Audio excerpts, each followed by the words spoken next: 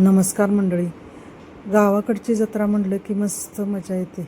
तर नेहमी आम्ही मिळून सर्वजण जात असतो. तर खूप छान शेती आणि सूर्य बघायला मिळतो, सूर्यास्त बघायला मिळतो. छान वाटतं वातावरण. आणि इथंही सुंदर गुलाबाची फुलं आमच्या झाडाची. देवपूजा मी सकाळी उठल्यावर आंघोळ झाल्यावर देवपूजा करून घेते.